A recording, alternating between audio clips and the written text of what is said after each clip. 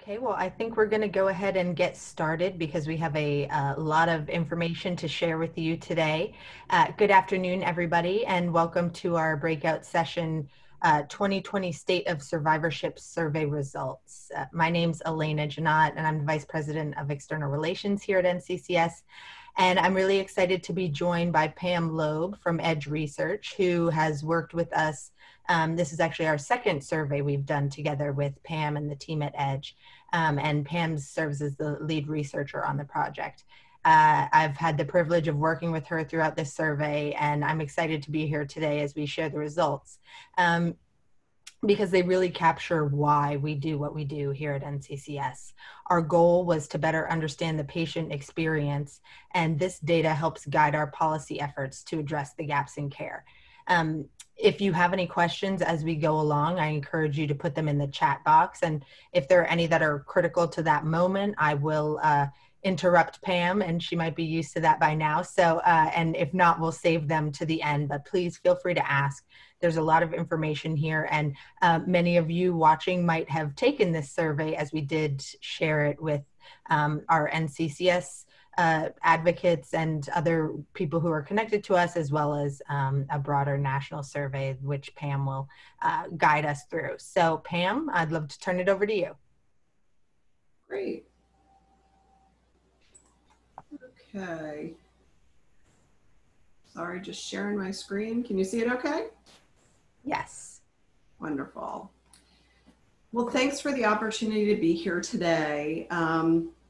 As Elena just said, we have been working with NCCS actually for about 4 or 5 years now, doing both qualitative and quantitative research to better understand the journey of cancer patients and survivors. And when we did our study last year, 2018-2019 study, we really focused on those people who were connected to the organization, as well as about 9 other patient advocacy organizations. And one of the reasons why we did this particular study was to continue to talk to cancer patients and survivors who are connected to the organization, but also get a more representative sample of the US adult cancer population, including the perspectives of traditionally underserved audiences. So this was a broader study. And as we go through the data, we'll start by talking about some of the findings related to mindset, which are really interesting, including how people kind of assess their role in the process, as well as their experience with healthcare providers.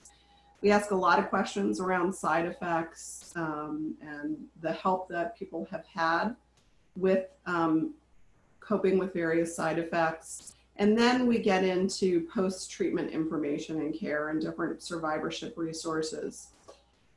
One of the projects that NCCS has been working on over the last year is around redefining functional status and the kinds of conversations that patients and their doctors should be having in post-treatment.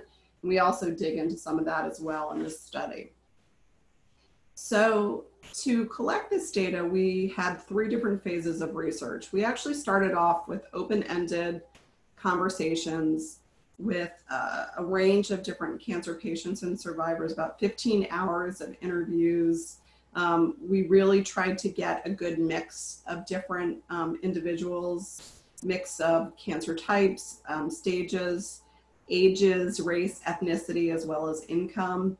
And all of those interviews not only helped us kind of give us context for some of the quantitative findings, but they also helped us just design, I think, a better survey that was just a little bit deeper than the one we did a year ago. And then we went into the field with a survey in mid-April of this year.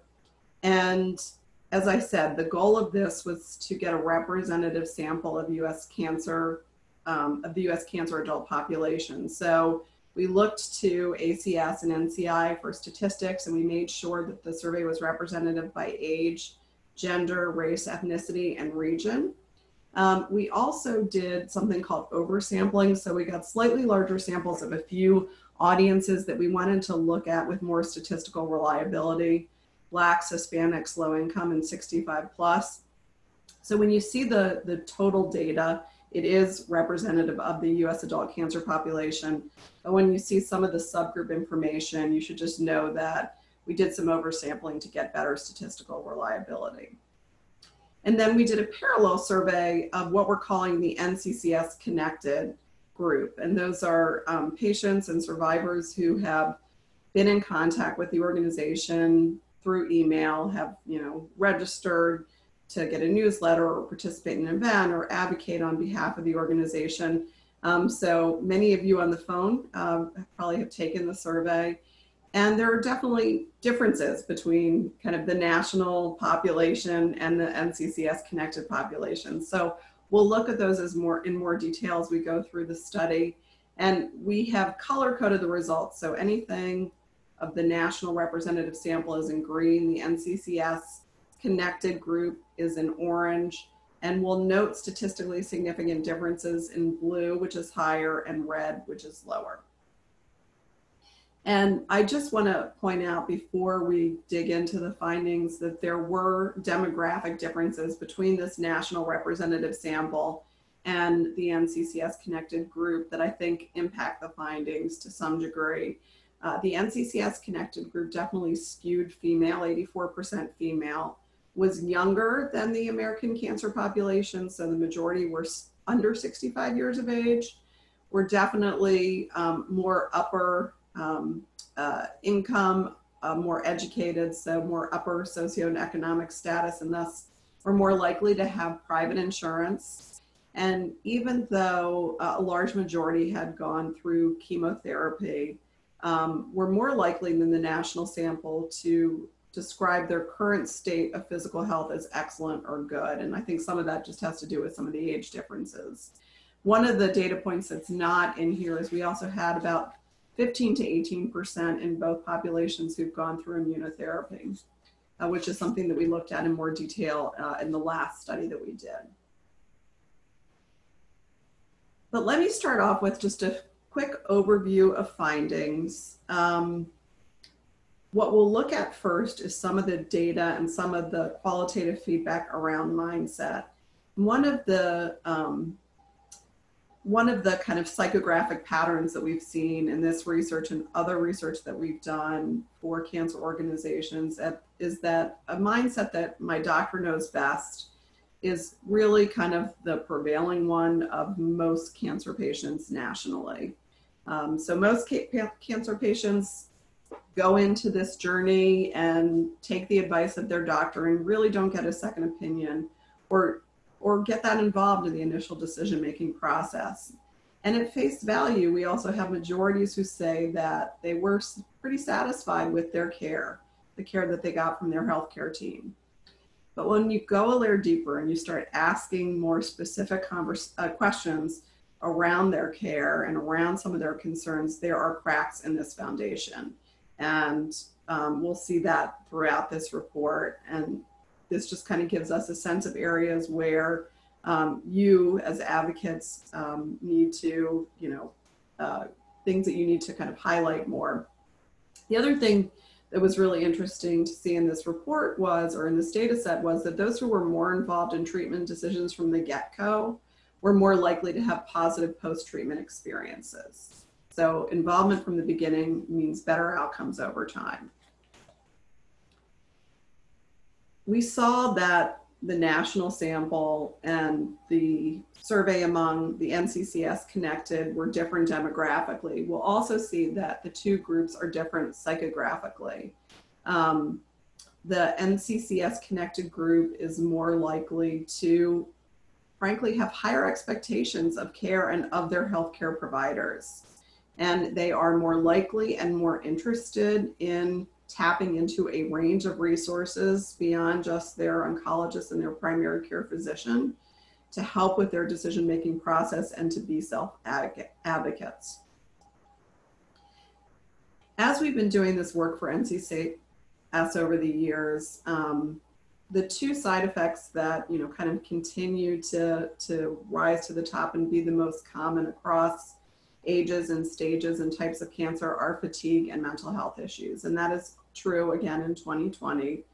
Yet few feel that their healthcare professionals are very helpful in addressing these as well as some of the, kind of top 10 side effects that people talk about nationally. Nor do we see very many people having these conversations about these side effects with their doctors during the post-treatment care visits. So these are, definitely gaps in care that begin with treatment and continue post-treatment. There is a kind of a third of the survey was devoted to the concerns of survivors. And we asked about a range of physical, mental, and financial health issues. And there are just a number of concerns that rise to the top across different groups. But one of the things that we see as we kind of drill down on the type of support that they might get on these issues from the healthcare team, there's a big gap between what people are concerned about and the percentage who feels that their healthcare team has been very helpful. We also see that nationally, not a lot of people are looking to other resources for information. And one of the things that there is a lot of interest in is a website that can be customized by cancer type. And in particular, people are interested in how to manage side effects and the kinds of questions and conversations they need to be having with their doctor post-treatment care. And then last but not least, one of the things that we were able to do with this more robust sample national survey is really look at differences by subgroups, by different audiences. And there are a few audiences whose post-treatment concerns are greater, and they tend to be, which a surprise to us, younger, Blacks, Hispanics, women, and people who have gone through chemotherapy. So we'll look at some of those audiences across this study. If there are no questions, I'm going to dig in a little bit, and we're going to start out with some findings around mindset. So based on our qualitative interviews, we decided to ask a series of questions, and we had people think about their mindset and experiences as a cancer patient, and then we gave them two different statements, and we asked them which of these two statements best describes you best, or are you somewhere in the middle? And nationally, by almost a 3-to-1 margin, cancer patients and survivors are more likely to say that they relied on their doctor to decide on their treatment options and choose the best course of action. 61% says that describes them, versus just 22% who say that they were involved in researching and deciding on the best treatment options for them. And another 18% are somewhere in the middle. So basically, 3-to-1 margin, kind of this doctor knows best mentality that I mentioned earlier. And we definitely heard this as we were doing our in-depth interviews and other qualitative research that we've done for NCCS and other cancer advocacy organizations. Typical feedback that we got from people were, I trust my oncologist completely. These are, by the way, verbatim quotes from our in-depth interviews. He never tried to pacify me. He just told me what I needed to do. I contemplated a second opinion, but I felt comfortable and confident, so I just stuck with that oncology team. And the last gentleman, I haven't questioned him thus far, and in fact, he had not thought to until we were in the middle of this interview. And then, there were certainly some self-advocates that we interviewed in both the survey as well as the in-depth interviews. And what was really interesting was kind of observing some of the differences between nature versus nurture. So we did have some people, for instance, this woman in the top quote who said because she has a family history, she was clued in. Don't blindly take prescriptions or go into surgery, ask questions, be informed, do what's best for you. You know your body the best. And then people who, frankly, learn to advocate over time. As this woman said, I know I want them to coordinate, especially when it comes to my depression and weight. I ask questions. I don't just settle for one opinion anymore. But this was something that was learned through trial and error and after some decisions that she was not happy or comfortable with. We also see some differences in mindset by audience. So for instance, there are some age differences. Those over 65 years of age are more likely to rely on their doctor versus those who are 18 to 39 years of age. Men more likely to rely on their doctor than women. We also see those who are lower income, Caucasian, and those who are on Medicare or Medicaid be a little bit more on that, likely to be in that doctor knows best category. And on the flip side, I mentioned a couple of those groups already. Interestingly, those who participated in targeted drug therapy, those who enrolled in a clinical trial, and those who apply for disability insurance, which definitely correlates with age, were more likely to be involved in getting the information that they needed and making their decisions with their doctor. Although you can see that even with these groups, there's not a majority who were kind of in that more self-advocate group from the get-go. And then when we dig into these two different audiences that I just showed you on the seesaw, and we look at some of the attitudes and values and behaviors post-treatment, patients who report being involved in treatment decisions from the very beginning are more likely to feel prepared for post-treatment.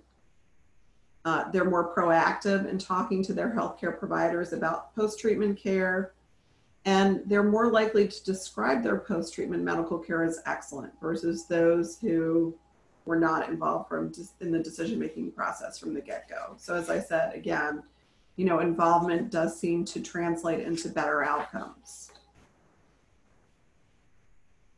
We also asked some follow-up questions about other phases of the patient and survivor journey.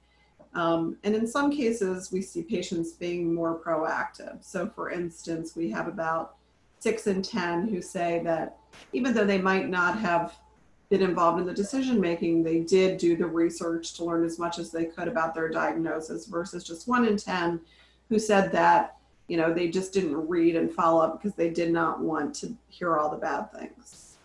We have about half who say that they took advantage of any help or resource their healthcare team offered them through their cancer journey, versus about a quarter who say they really went at it alone, and then another quarter who are somewhere in the middle.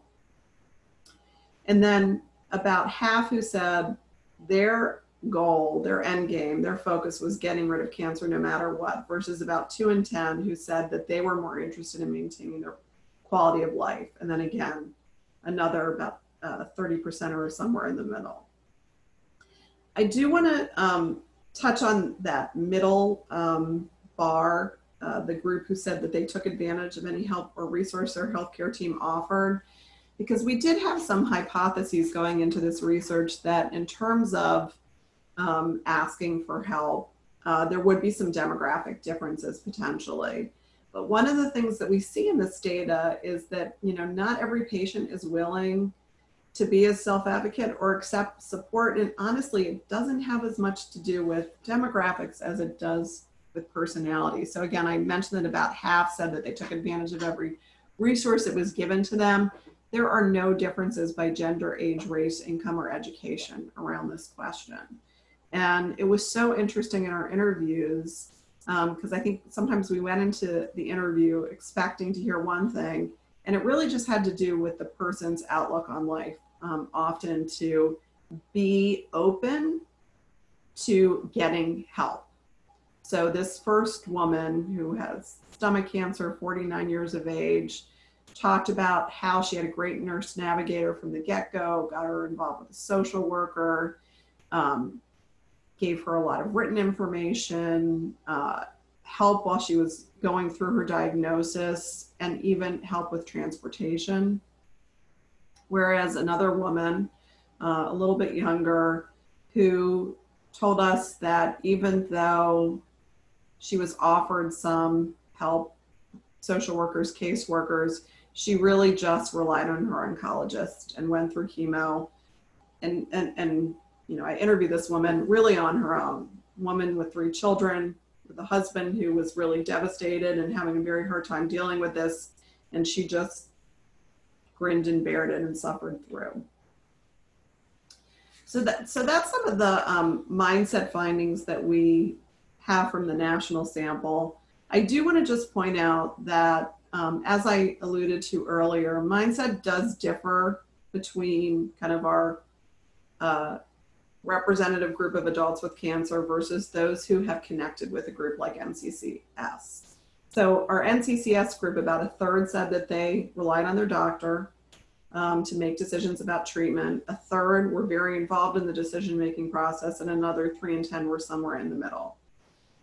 So you're more of a diverse group. You know, some who definitely self-advocates from the get-go, some who probably became self-advocates over time, and others who are seeking out NCCS for information, but are still really relying on the doctor to make treatment decisions. So I'm going to go on to the next section, around treatment experiences. Elena, I don't know if there's any questions or anything you want me to clarify. Not yet. I think we're doing great, but I do want to remind everybody, if you do have a question, you can put it in the chat box and we will be sure to get it covered for you. Thanks, Pam. Awesome, thanks. Okay, so treatment experiences. You know, most cancer patients really believe that their healthcare providers did a good job of coordinating their care. We have very few people who are willing to say anything negative about their oncologists. We drill down on a number of different healthcare providers, but just kind of at a macro level. Nationally, 9 out of 10 say that they felt like their healthcare providers coordinated their care well. This drops to 8 out of 10 among our NCCS connected crowd. And you can see that there's about a 20-point difference on that top box score of those who said that they felt like the coordination of care was very good. So I think this is maybe one of our first hints that a group that is just more involved and active in their care is more questioning of healthcare providers. We asked some follow-up questions about oncologists and primary care physicians and social workers and nurse navigators, et cetera. And we definitely see a statistically significant difference between the national sample and the NCCS connected sample in terms of how they evaluate all of the different healthcare providers. So there are some differences in expectations. We also asked a lot of questions around side effects because people talk a lot about the side effects from their cancer treatment, which are obviously, you know, run the gamut. We had very few people who said they had not experienced any side effects, basically none. But out of 19 different symptoms that we asked people if they had experienced, the 2 that rose to the top, and these were the same 2 that we saw in 2018, 2019, were just feeling overly tired, exhaustion, as well as depression and or anxiety. Also loss of appetite, muscle and joint pain, and nausea, vomiting or diarrhea. When we look at some of these by subgroups, by some key subgroups, again, blue is statistically significantly higher, red is statistically significantly lower. There are some patterns that emerge. Women, Hispanics, in a couple of cases, African Americans and low-income respondents, as well as those who've gone through chemotherapy, are more likely to have experienced multiple side effects.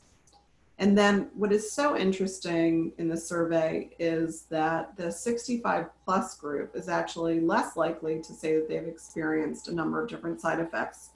And I think part of this has to do with the fact that our 65 plus audience was just more diverse. We had more, we had a real range of stages of cancer. So we had more stage 1 people in that group than the younger groups. We also had more people with skin and prostate cancer in that 65 plus group. So that could account for some of the reasons why fewer side effects were experienced. But we will see that the 65 plus group is interesting as we go through this data set. And then when we ask people, you know, how informed did you feel about the side effects that you experienced? Actually, 6 in 10 of our national sample said that they were very informed, and only 4 out of 10 of the NCCS connected sample felt very informed. And then when we followed up and we asked them, okay, so what kind of information did you receive about potential side effects? Almost everybody said their healthcare provider discussed it with them to some degree. But it is really interesting to see that even though the NCCS Connected group feels less informed, they are as or more likely to have received information in a variety of different ways and for a variety of different channels. Again, kind of underscoring differences, I think, in expectations. So they're actually more likely to have said that they got written information, supplies, even attended a class on potential side effects. And I think what this just tells us is that nationally, a lot of people will just kind of settle for their healthcare provider having a brief conversation with them about it. But when you go a layer deeper and you ask people to tell you how helpful their healthcare team was about each of the specific side effects that they experienced, you see that with the exception of 2 out of 10 symptoms, very few would describe their healthcare team as very helpful on any specific side effect. So in most cases, just a quarter to a third would say that their healthcare team was very helpful in helping them deal with things like exhaustion, depression, loss of appetite, weight loss, sexual concerns, memory loss.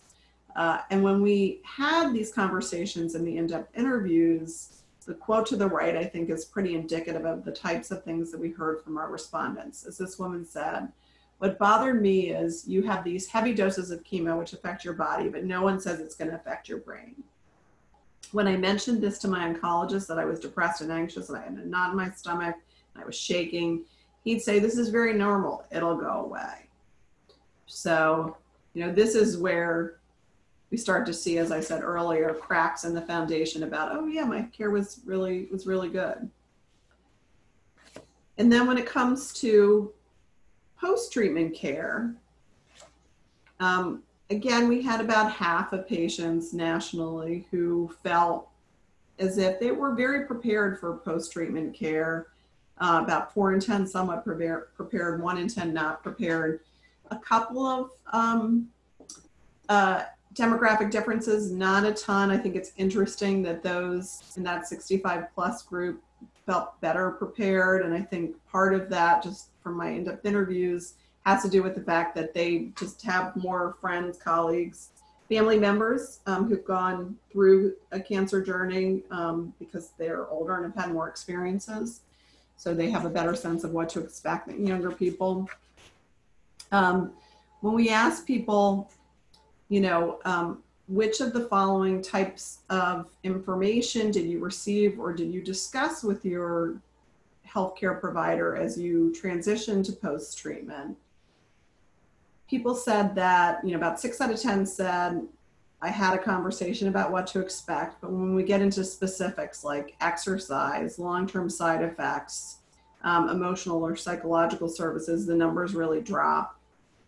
Just 17% say that they received a survivorship plan or they sought out a survivorship plan. This jumps to 28% among NCCS connected, and very few said that they got any information about potential financial services or support.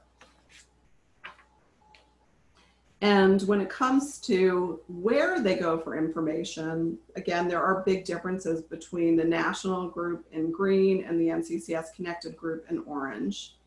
So our national group is just much more likely to rely on their oncologist or their primary care doctor for information, whereas the NCCS connected group looks beyond just healthcare providers, online, print resources, support groups, and patient advocacy organizations. Moving on to who is handling post-treatment care. For most people, it's either their PCP or their oncologist, and they're going a few times to once a year. We had a range of people, a range of years since they were diagnosed with cancer. And then when we ask them, what kinds of conversations are you having at these visits? About half said they're talking about their physical function and their quality of life. only a third said that they were having conversations with their healthcare provider about the mental and emotional impact of the illness and or how much fatigue is interfering with their daily life. And remember, these are the two most common side effects that people experience. The other thing I'll note here, just looking at some of the subgroup differences, is that there are gender and generational differences. So men and those 65 plus are less likely to be having conversations about mental health issues or fatigue than women and those in their younger years. So I'll end with some feedback around survivorship needs. And we had people go through a list of 25 different concerns, physical, financial, and emotional or lifestyle concerns. And we asked them, how concerned are you about each? This was just among survivors. And the 5 that rise to the top among our national sample, and the pattern remains pretty similar with our NCCS connected group, are, part of it is just weight and exercise. And having enough energy to make it through the day. So those 3 physical things definitely come up. The other is, mental or emotional, just being there for friends and family, either just being alive and or just having the emotional availability for the relationships with people in your life. And then over half also have concerns about the cost of medical care that are related to the disease. On the next slide, we look at all 25 issues. The physical issues are in orange, financial in green, and emotional lifestyle issues in blue. And I know there's a ton of data on this slide. I think the most interesting thing, though, are subgroup differences here, because there are some big patterns. So in blue, you can see that Blacks, Hispanics, 18 to 39-year-olds, women, and those who have gone through chemotherapy are more concerned about a range of physical, emotional, and financial issues. With our low-income group, there's definitely a number of different financial issues that rise to the top and that group is more concerned about. And interestingly, our 65 plus group factors lower on every single concern here. The other thing that was really interesting for us was as we, so at the top of the page, you'll see kind of the top 10 items that people were most concerned about among our national sample. And then on the bottom half of the screen, you can see the results of the answers to the question, how helpful was your healthcare team in monitoring each of these different issues? And you can see that there's a gap on all 10 of these, whether they be physical, mental, or financial.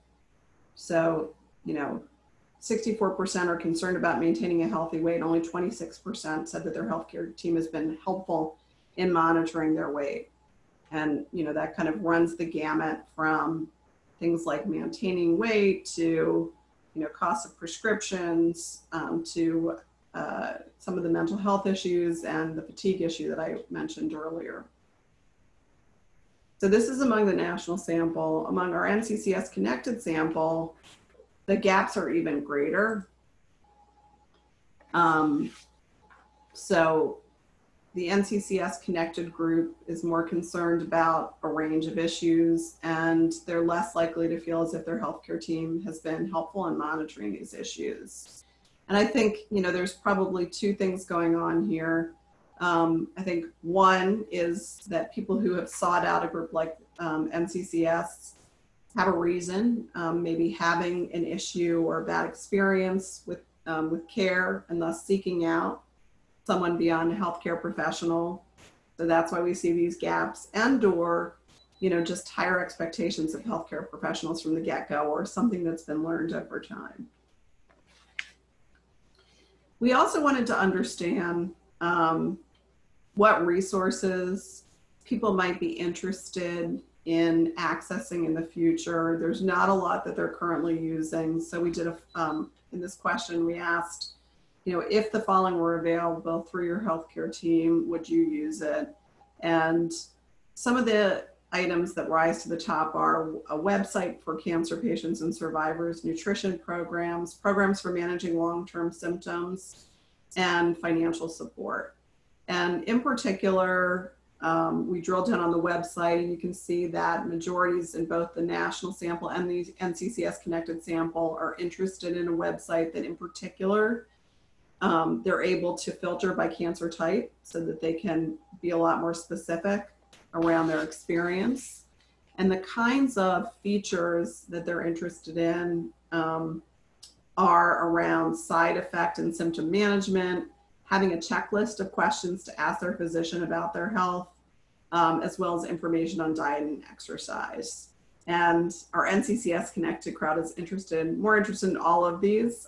So there's really not a feature that it doesn't have a higher degree of interest among that group. The last slide that I'll share with you is from our in-depth interviews. And at the very end of each interview, we ask people to kind of, as a way to wrap up the interview, give their advice to other cancer patients and survivors. And I think these quotes do a very good job of kind of summarizing the findings and people's mindset and where there are gaps today. So, a typical quote from somebody was, trust the process and listen just to continue to move forward and get it out of the way. So this is just something that I want to be done.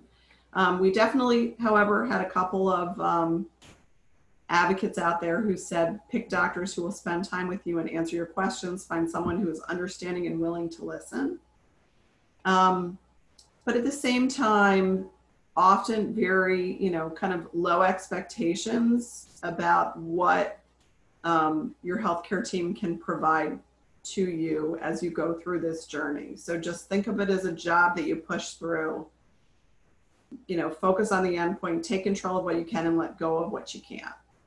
And that was pretty typical. This is just something that we need to get through and not be concerned about quality of life. I think, others pointed to the fact that there are definitely gaps in care today and things that they were not told that they wish they had been. Stuff they didn't tell me during treatment to help with nausea, sores, muscle pain. I couldn't lift my head. I wasn't prepared. Tell patients that it's normal to have anxiety and depression after chemotherapy. And then the last quote really struck me, and I think it kind of sums up the prevailing mindset that we saw in these interviews. And this woman said, I would tell them to keep your faith because you need that. Think about your outcome. I would tell them to fight as hard as you can and prepare yourself for the biggest fight of your life. It feels like your body betrayed you, so now you have to fight. Keep your head up and keep trucking. Cancer is not going to overcome you. And, what I love about this quote is the resilience of this woman. But, what you might see between the lines and what I got out of an hour interview with her is that there was also behind this a lot of fear and a lot of guilt, as if cancer was something that happened to her because she did something wrong that she did not know about. And that was so interesting to hear that again and again from people. And also, this is one of Shelley Bold's insights after sharing this data with NCCS. We as a country don't make it a priority on how to live with cancer. And, you can kind of see that in these quotes and in this data set. And I know that's something that you are all working on so hard. So that's the end of the findings from the research. Elena, I'm love to hear if there's any questions or comments from you. Great. Well, thank you, Pam, for sharing that. And I know it's a lot of information to digest. So as you're thinking about it, feel free to ask some questions. We do have a few that have come through, and I have a couple.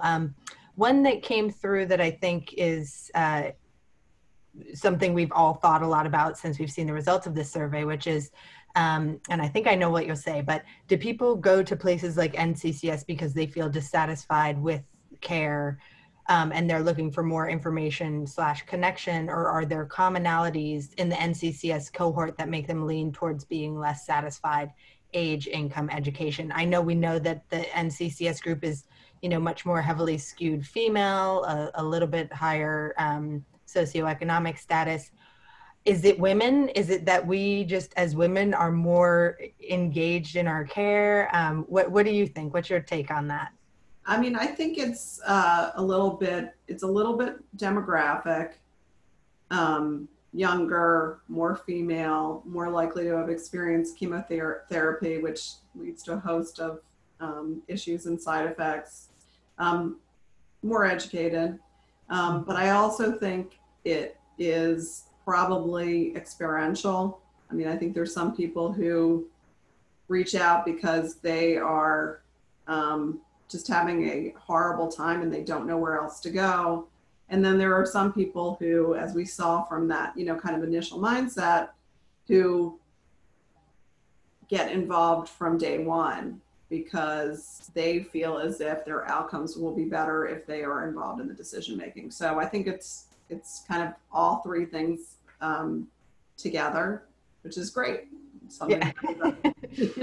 Yes, well, thank you for that. I think the thing that I sort of goes along with that is the 65 and older crowd, and how in our survey, at least, they were much less concerned about every issue that we asked them about. So what's your speculation on that? Is it because they're I don't want to say towards the end of their life, because many of us are getting close to that, but they're in that third quarter or something, and maybe things like finances, you're a little more established in some of those ways. Your children are maybe grown if you have them. I mean, is that sort of what you're thinking in terms of why they were less concerned about the majority of questions that we asked them? So I think, again, there's like probably three things going on here. I think one is life stage, and as you said, not as many external responsibilities that might make it really hard to also manage your healthcare. Mm-hmm. I think the second thing is just a generational difference. I think the silent generation is just, I mean, we see this in all industries, just much more kind of grin and bear it in their mindset. And then last but not least, I think that we did have a more diverse group of people in that 65 plus cohort. So we did have more people who were, stage 1 cancer patients or survivors. We had fewer people, the lower percentage of people who had gone through chemo.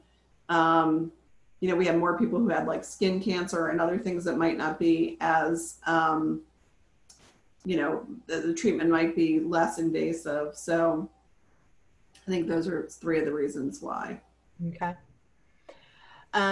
We have a sort of a comment slash question, but I'd love to get your input on this, Pam, as a research expert. So one of our attendees was saying, as a bereaved parent and primary caregiver of a young adult cancer patient, one frustration she has is that surveys focus on the people who have survived, right?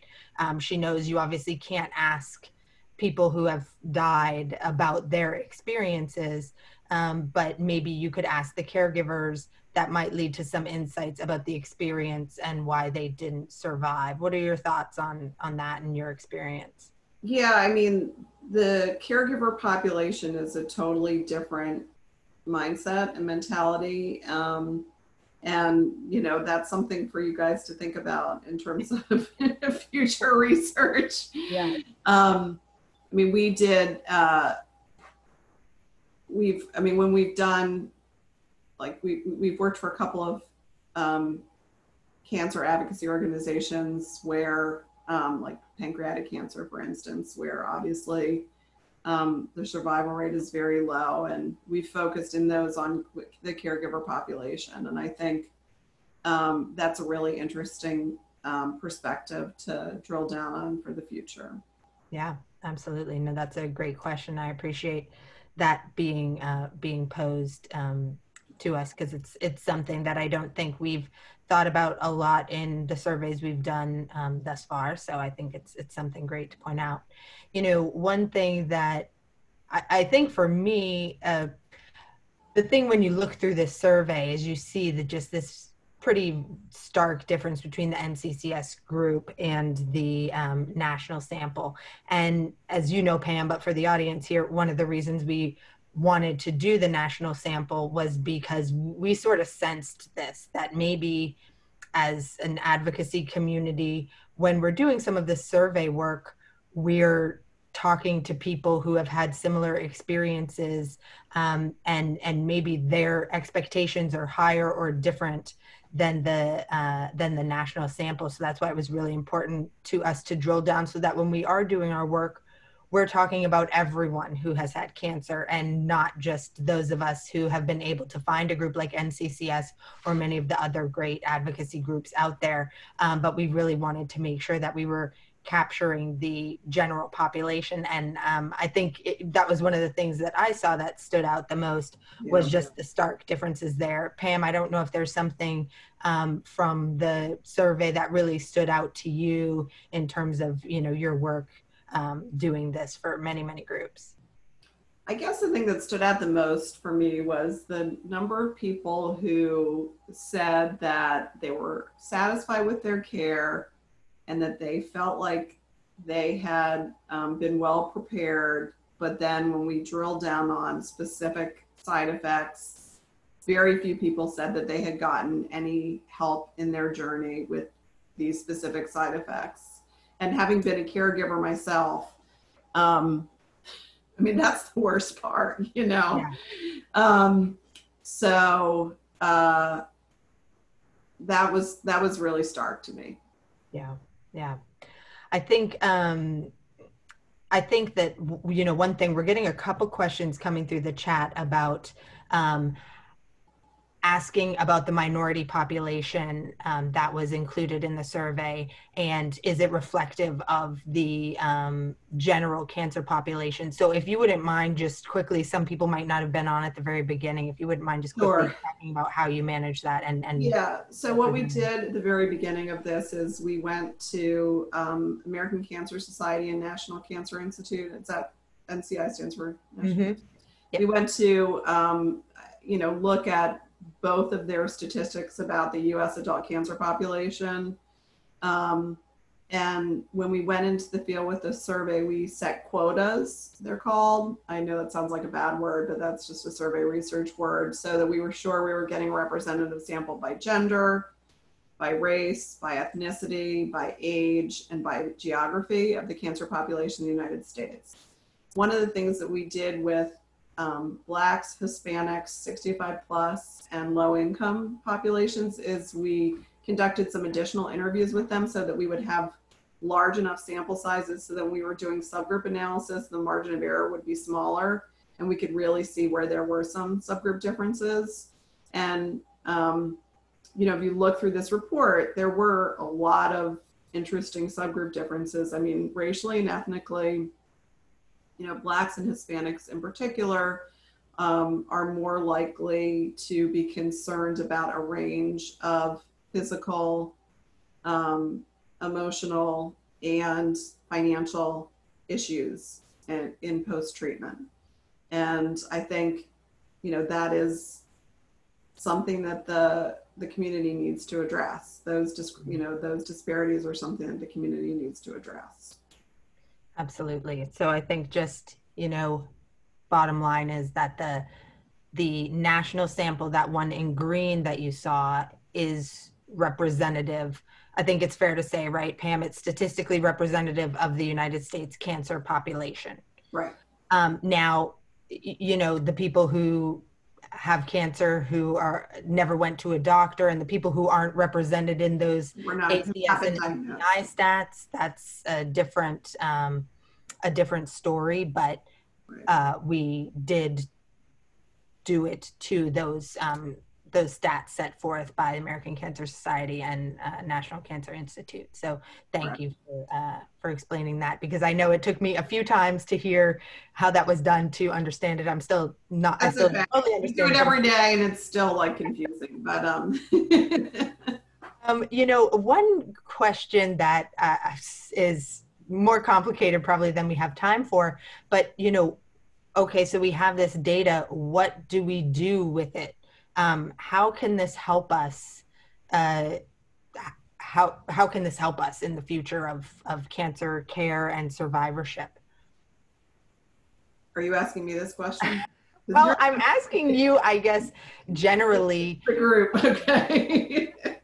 when people come up with data like this, more from a statistical point of view. I mean, what is the next step for many people? Is it just do more surveys? Is it support groups? Is it more, I know we've done with the focus groups, we've done different things. What's usually the next step? Just, I think some people are interested in the methodology of this. So, I mean, I guess in terms of, just continuing to have a pulse on the U.S. cancer community, I think the idea of including caregivers and looking at differences between patients and caregivers would be a really interesting one. Because we do see, differences in mindset. I mean, even with, two people from the same family on what actually happened. Oh, really? So that's an interesting take. I mean, I guess for you guys, it would be, obviously sharing this information and using the data to help support your advocacy decisions, or how, the resources that you invest in different tools and solutions for the Mm-hmm. community. Yeah. But, the other thing is to potentially just drill down with specific issues or specific populations that, Mm-hmm. that kind of rise to the top. For instance, I mean, mental health support for people with cancer, or communities of color, Mm-hmm. or, younger cancer patients who might be very much alone and might not have a support network, Yeah. or know anybody who has gone through this, experience and can offer them comfort and help. So those are just some thoughts. So, I mean, that's already like 4 to 5 additional surveys just off the top of your head. But I think that that's really a great point, because you see some of these results, especially that one slide that might be a little overwhelming to people, where it showed all of these different demographics and all the lists of questions we asked them. But there's so much information there, and these slides, if anyone would like these, you can email me or email someone at NCCS and I can send them to you. Also, this survey report will be on demand and you can view it at any time or share it with whomever you like. One other thing that I like to point out is sometimes other groups want to use the methodology, and we are always happy to share that. So if anyone knows of other groups who'd like to conduct a similar survey in their population, we'd be happy to work with you to get the data that you need for that. Yeah, and I know you've already gotten requests. I got a random call from somebody whose patient had taken the survey and wants to use it at a cancer center. So But that's great. I mean, that a lot of doesn't happen people, often. yeah. Well, I think it just shows that a lot of people are looking for this information, and a lot of survivors, like those who are, here with us today, are interested in this output. So I think we definitely want to share it as broadly as we can. And I encourage anyone who'd like the slides to email me or someone at NCCS and we can get them over to you. With that, Pam, I just want to thank you so much for, first of all, doing this work with us. It's really meaningful, and we appreciate you as our thought partner on this and really helping us come up with the right questions, and look forward to hopefully doing this again next year. So appreciate you taking the time today. Thank you. It's been a real pleasure. It's always it's just wonderful to do meaningful work. So keep it up. Thank you guys. Yeah, well, thank you so much. And to everyone attending, this concludes today's programming. So I believe we will see you tomorrow at noon, and you'll receive an email on how to do that. So thank you everyone for joining us today, and I hope you have a great rest of your day. Bye-bye. Bye.